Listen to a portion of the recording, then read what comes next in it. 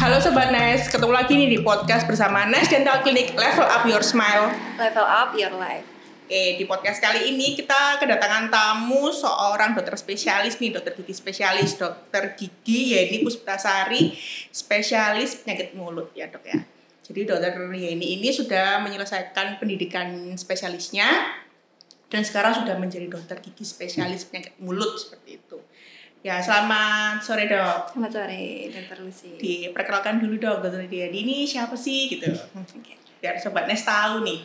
Oke, baik, terima kasih Dr. Lucy. Perkenalkan, saya Dr. Gigi Yeni Puspitasari, spesialis penyakit mulut. Dulu S1-nya saya mengambil di Fakultas Kedokteran Gigi Universitas Airlangga tahun 2012. Kemudian tahun 2020 saya mengambil pendidikan spesialis penyakit mulut juga di Universitas Airlangga. Jadi dan lulus tahun 2023. Kayak ngebut sekali ya. Jadi habis dari S1 langsung ke presiden gitu dok ya. Nah, dokter Yeni ini kan dokter spesialis penyakit mulut. Sebenarnya apa sih dok motivasi dokter mengambil residensi penyakit mulut waktu itu di tahun 2020 itu?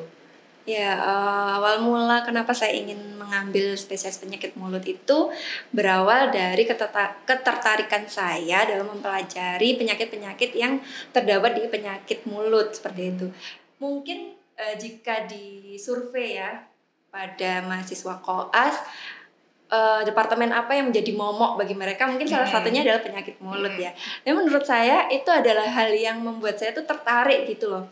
Ternyata tuh di kedokteran gigi tuh nggak cuman belajar tentang jaringan keras gigi aja, tapi kita juga belajar tentang jaringan lunak rongga mulut yang berkaitan dengan penyakit-penyakit seperti itu. Jadi kalau penyakit mulut kan dia belajarnya tentang kondisi penyakit rongga mulut yang berkaitan dengan kondisi sistemik tubuh seperti itu. Jadi belajarnya tuh nggak cuman rongga mulut tapi keseluruhan seperti itu. Itu yang membuat saya tuh tertarik. Jadi gara-gara kalau dokter gigi selalu dipandang kalau dokter gigi ini menambal seperti itu, giginya bolong ke dokter gigi. Ternyata ada nih Sobat Nes harus tahu nih, ternyata ada juga dokter gigi spesialis yang menangani tentang jaringan lunak, misalnya di bibir atau di lidah seperti itu ya. Terus dokter Yeni ini kan tahun 2020 ini daftar PPDGS penyakit mulut. Apa aja sih dok yang dipersiapkan waktu itu?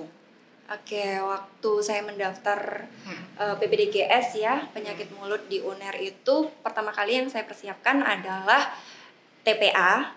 Jadi tes potensial akademik itu yang kedua paling fundamental dok ya, belajar. Fundamental ya, belajar TPA itu.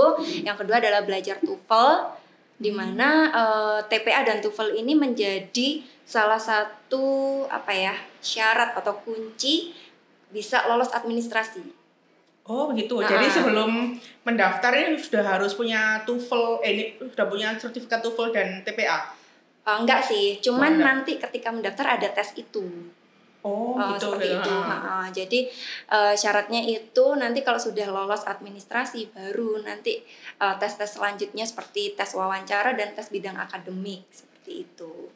Kalau untuk administrasinya dok, apa aja tuh yang disiapkan? Administrasinya yang dipersiapkan itu ijazah S1, kemudian kemarin itu ijazah S1, terus saya lupa ya.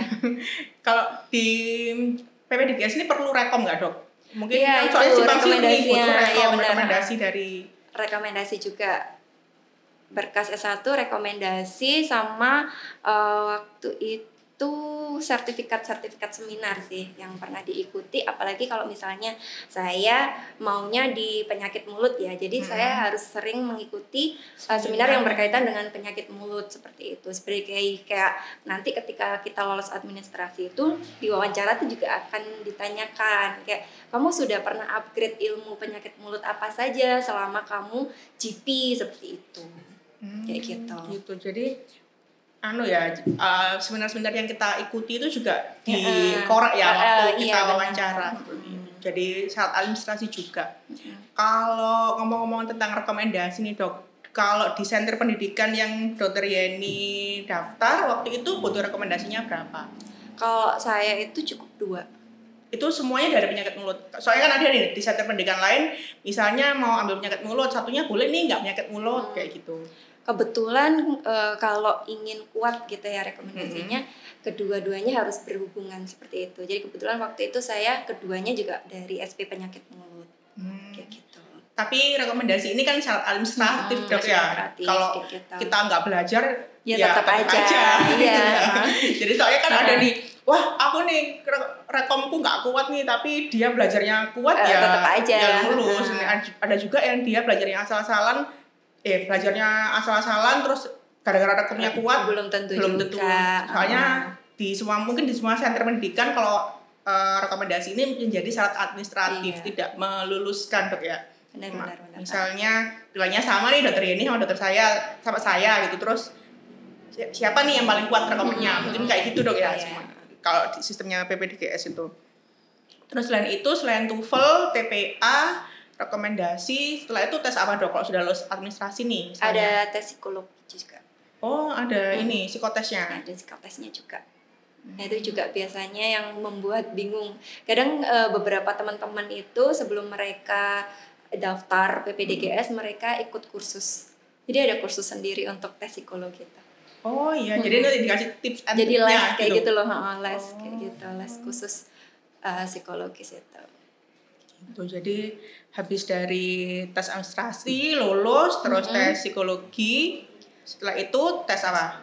Wawancara. Tes wawancara sama bidang akademik.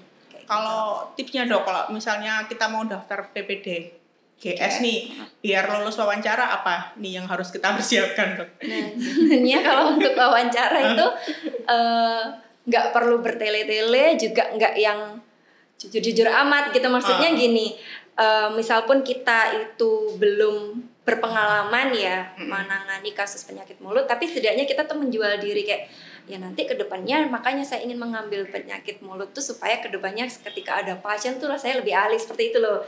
Jadi kayak apa ya, mempromosikan diri ya gitu. Jadi, jangan yang biar pengungsinya itu tahu kalau aku ini pantas jadi residen penyakit mulut seperti itu. Kayak gitu. Terus juga kan selain ditanyakan pengalaman terkait penanganan pasien penyakit mulut, ditanyakan juga tentang biaya pendidikan biasanya. Biaya pendidikan itu berasal dari beasiswa, biasanya kan PNS atau mandiri seperti itu. Gitu. Terus ditanyakan juga nanti kalau misalnya udah jadi spesialis nih, kamu mau kerja di mana gitu, kontribusi apa yang mau kamu lakukan kayak gitu. Itu salah satu yang saya ingat waktu wawancara kayak gitu sih. Jadi emang harus banyak yang disiapkan dong ya ketika mau daftar PPDGS ini, termasuk biaya. Jadi kalau misalnya belum punya biaya ya kita cari beasiswa.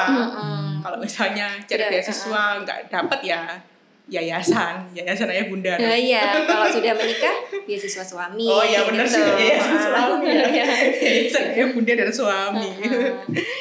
Setelah wawancara pengumuman nih, itu butuh waktu berapa lama dok dari awal administrasi sampai ke pengumuman? Mungkin di sini sobat Nes ada yang dokter gigi mau melanjutkan penyakit mulut, bisa banget nih range waktunya, butuh waktu. Kalau dulu kebetulan waktu saya mendaftar itu kan pandemi ya, jadi kayak prosesnya agak panjang, kayak gitu. Jadi antara administrasi dan tes itu lama sekali pengumumannya, sampai dinyatakan lulus tuh kurang lebih waktu itu saya itu tuh 6 bulan. Lama juga ya? Ya, tapi itu pandemi. Tapi setelahnya itu kok saya ngelihat tuh cepet aja sih.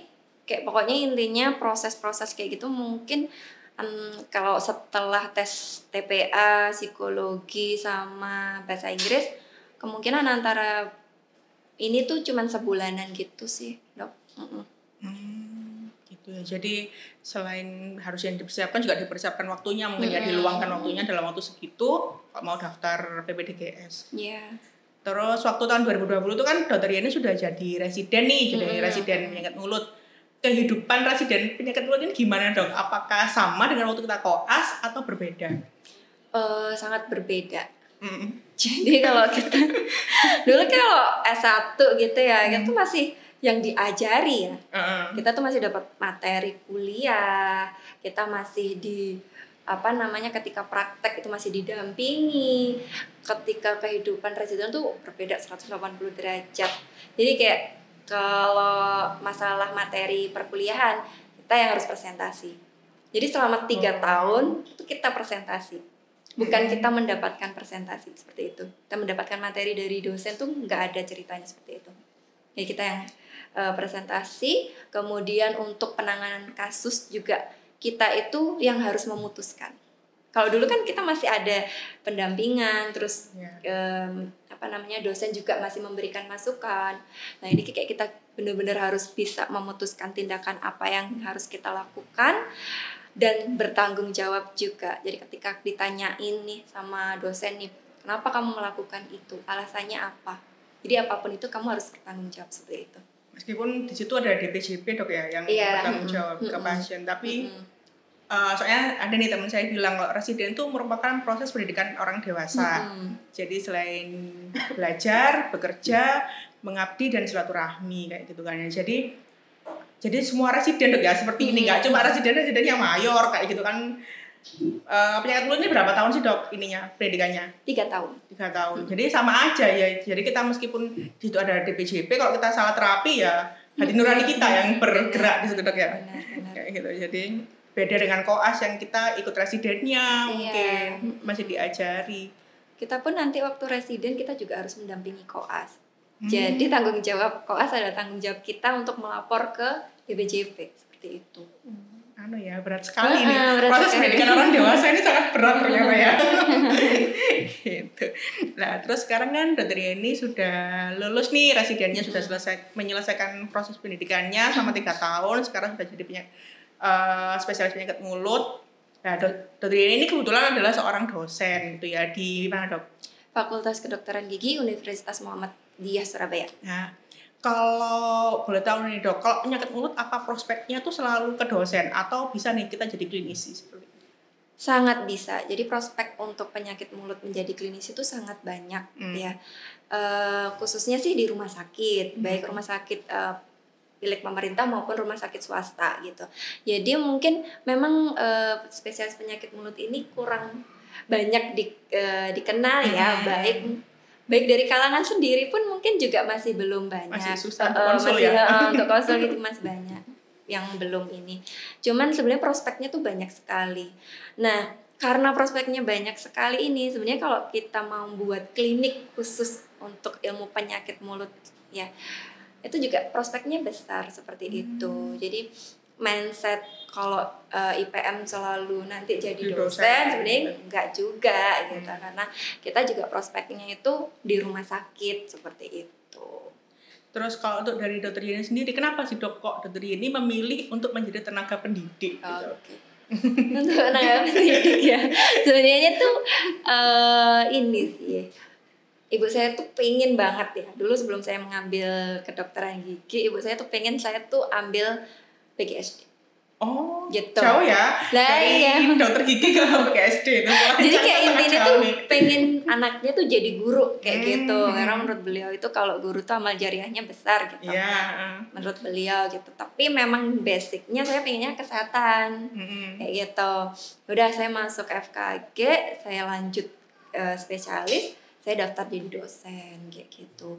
Tapi juga selain dosen di FKG UMS, saya juga praktek di salah satu rumah sakit swasta di Surabaya kayak gitu. Jadi ini ya tetap amal jariahnya tetap berjalan, prakteknya juga berjalan. Ilmunya untuk pasiennya langsung juga diterapkan. Kalau suka dukanya dok selama jadi dosen ini, setahu saya juga Dokter Yeni dulu sebelum residen tuh jadi dosen juga dok ya? Asdos aja sih. Oh asdos. Gitu, karena kan masih S1 kan.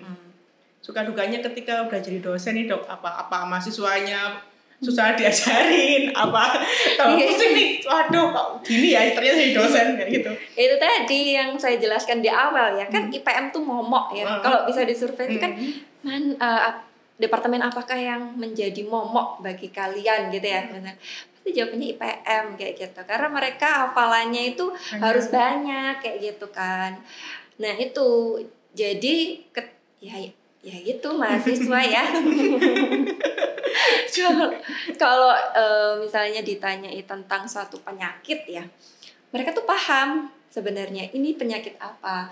Nah nanti kalau sudah agak dalam-dalam dikit nih, kenapa ya kira-kira kok bisa kayak gitu.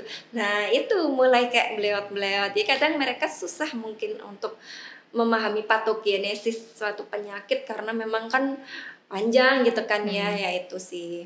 Jadi suka dukanya kalau IPM itu yaitu hafalan, mungkin kalau ke mahasiswanya itu agak susah gitu ya. Terus yang kedua pasien. Jadi kalau misalnya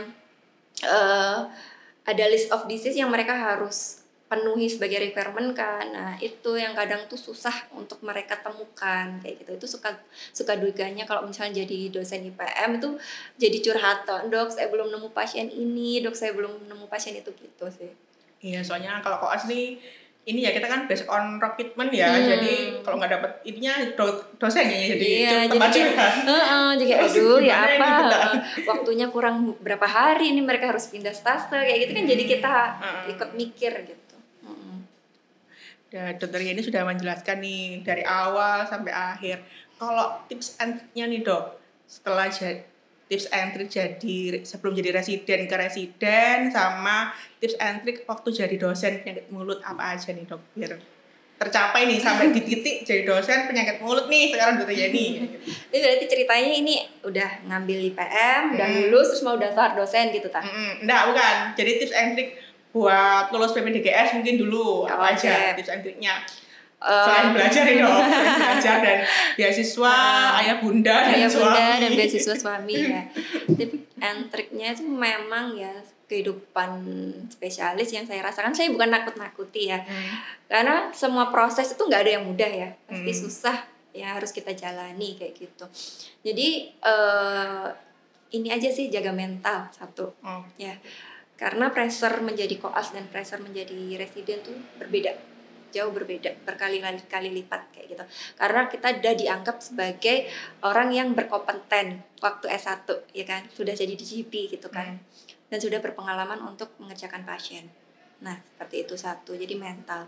Yang kedua adalah pinter manage waktu, karena waktu residen itu kita itu seharian full itu banyak banget kegiatannya, ya kerja pasien, ya presentasi, ya pendampingan koas gitu. Ya kita itu stase di rumah sakit jejaring lain kayak gitu. Jadi manage waktu itu. Yang ketiga ya itu sih update ilmu. Jadi karena yaitu seperti yang saya sampaikan, namanya spesialis ya, residen itu istilahnya yang kita tuh belajar sendiri. Jadi dari kita untuk kita. Student learning, bukan dari dosen yang menjelaskan. Jadi kita harus update ilmu gitu. Karena kalau nggak gitu kita pasti akan ketinggalan. Nah, jadi seperti itu. Boleh aja nih, misalnya saya jadi residen terus saya belajar dari blog, ya nggak apa-apa ya, itu yang saya dapatkan gitu ya. Kalau ingin nambah lagi ya kita harus cari yang lebih lagi gitu. Terus kita juga bisa dapat ilmu tuh sharing dari instansi sentra akademik yang lain. Jadi misal kayak kan kalau untuk spesialis penyakit mulut kan ada 3 di Indonesia. Oh iya. UI, Unpad, UNER. Oh, jadi sebenarnya kalau teman-teman bikin sekolah penyakit mulut ini masih banyak banget peluangnya dok ya di sentra pendidikan itu ya. Gitu. Jadi kita bisa sharing nih sama 2 teman lain ini kayak gitu. Karena kadang itu ada yang mungkin di instansi kita belum diajarkan, tapi mereka sudah. Pokoknya saling melengkapi kayak gitu. Yaitu sih tips and triknya, sama jaga kewarasan itu ya. Jadi kayak ini gitu ya. Di proses pendidikan yang berat itu pasti banyak yang dikorbankan, apalagi yang sudah berkeluarga, waktu dengan anak, dengan suami pasti berkurang. Bener ya. banget. Jadi harus disiapkan itunya mungkin yang pertama, mental untuk mengorbankan waktu dengan keluarganya. Bener banget itu sih. Karena kayak nanti kalau kita sudah menempuh nih 3 tahun proses pendidikan itu kan, untuk ujian akhirnya ada yang namanya kompre dan juga Komnas seperti itu. Nah kalau kompre itu biasanya langsung di sentra pendidikannya, tapi kalau Komnas itu bareng 3 sentra pendidikan yang lain itu gitu. Dimana kita pengujinya itu nggak tahu kita dapat dari yang mana kayak gitu, dan kita juga nggak tahu karakternya seperti apa dan apakah mereka itu paham dengan apa yang kita sampaikan, karena kan pasti setiap ini kan berbeda gitu ya pemahamannya ya, seperti itu sih. Jadi Kalau di zamannya dokter Yeni dulu berapa dok diambilnya? 1 kali ambilan itu? maksimal 6 kemarin itu apa kuotanya? 6. Banyak ya, lumayan banyak loh dok. Dikit sih Oh sebenarnya. dikit. Dikit sih dibanding yang lain Kalau tuh. residen umum kan mungkin bisa nih sampai 8 gitu Iya, kan. kalau yang lain tuh bisa sampai puluhan. Gitu. Oh dikit ya. Dikit, soalnya di yang lain lebih dari 10. Oh iya. Gitu. Ya, jadi kalau misalnya ini teman-teman Sobat Nes nih mau daftar residen penyakit mulut bisa banget nih, Bisa masih banget. banyak dan masih yang jelas masih belum tersebar di Indonesia. Jadi benar banget. pasti peluangnya banyak. Gede. Dan sekarang kan juga banyak ya kita mendengar universitas yang sedang mendirikan FKG. Nah, itu kan peluang bagi sejawat yang dia ingin jadi dosen IPM tuh. Bener banget. Peluangnya besar. Bisa nih yang mau daftar penyakit mulut mungkin nanti bisa tanya ke dokter Yeni. Ternyata penyakit mulut itu nggak cuma itu aja, seru juga kan dok ya. Benar. Jadi bukan momok, jadi apa ya? Jadi pembelajaran yang harus kita pelajari terus menerus juga seperti itu. Karena kita tetap harus mengabdi di sini. Benar. Oke, jadi dokter Yeni sudah banyak nih menjelaskan tentang proses pendidikannya mulai dari sebelum jadi residen, persiapan jadi residen, kehidupan saat residen penyakit mulut sampai sekarang jadi dosen. Jadi bisa nih teman-teman kalau misalnya mau daftar bingung-bingung nih mau daftar spesialis apa ya? Penyakit mulut. Soalnya penyakit mulut ini masih langka gitu ya. Di sentra pendidikan aja masih 3 dok ya. Benar, sangat dibutuhkan. Mungkin kedepannya juga jadi sangat didam-damkan soalnya ya masih belum ada kayak gitu, masih sedikit di Indonesia gitu. Oke, jadi mungkin tadi itu tipsnya yang pertama harus disiapkan dulu mentalnya. Gitu. Uang jadi, juga sih. Uang kan udah ya. Uang terus mental. Kemudian karena proses pendidikannya sangat berat juga harus dipertimbangkan nih kalau misalnya udah jadi residen banyak yang harus dikorbankan, apalagi yang sudah berkeluarga dikorbankan waktu dengan anaknya, dengan suaminya gitu. Jadi itu benar-benar harus dibentuk di awal. Jadi biar ketika proses pendidikannya juga saling membantu ya dok ya antara satu dan lainnya antara dengan pasangannya itu dok. Kemudian yang paling fundamental lagi kalau mau daftar residen itu ya belajar itu aja. Jadi jangan berharap dapat rekom dari dokter A pasti lulus seperti itu. Karena rekomendasi ini hanya saat administrasi harus ada gitu aja ya kan intinya dok ya. Terus yang ketiga doa orang tua dan dukungan dari suami gitu ya. Benar. Terus aja mungkin dari dokter Yeni ada yang ditambahkan dok dari obrolan kita hari ini? Ini aja sih saya mau ngajak ya teman-teman di sini yang sebenarnya kayak bingung, aduh aku nanti ambil spesialis penyakit mulut mau jadi apa kayak gitu. Gak usah bingung deh, beneran deh. Prospeknya IPM tuh gede banget ya. Jadi kalau misalnya udah mantep nih mau ambil penyakit mulut ya udah ambil aja kayak gitu Kak. Pasti nanti kalian kalau mau jadi dosen tuh peluangnya tuh banyak. Terus kalau kalian mau ambil di rumah sakit tuh juga peluangnya tuh banyak kayak gitu.